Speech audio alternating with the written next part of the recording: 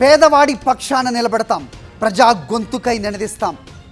Voice of voiceless, తెలుగువారి మనస్సాక్షి సాక్షి TV. సాక్షి TV ప్రసారాల కోసం మీ స్థానిక కేబుల్ ఆపరేటర్ను వెంటనే సంప్రదించండి. మాజీ ఈఎస్సీ మురళీధర్రావును ఇవాళ రెండవ రోజు విచారించనున్నారు ఏసీబీ అధికారులు. మొత్తం 5 రోజుల పాటు మురళీధర్రావును కస్టడీకి అనుమతిచ్చింది కోర్టు. దీంతో మొదటి రోజు విచారణలో వ్యక్తిగత విషయాలు, కుటుంబ నేపథ్యాన్ని తెలుసుకుంది ఏసీబీ.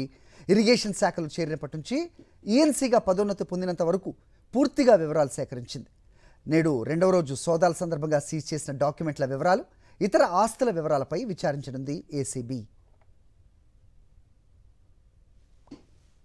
మాజీ ఈఎస్సీ మురళీధర్రావును ఇవాళ రెండవ రోజు విచారించనున్నారు ఏసీబీ అధికారులు. మొత్తం 5 రోజుల పాటు మురళీధర్రావును కస్టడీకి అనుమతిచ్చింది కోర్టు.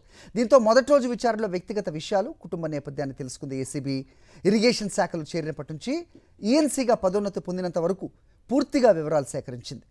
నేడు రెండవ రోజు సోదాల సందర్భంగా సీజ్ చేసిన డాక్యుమెంట్ల వివరాలు, ఇతర ఆస్తుల వివరాలపై విచారించనుంది ఏసీబీ.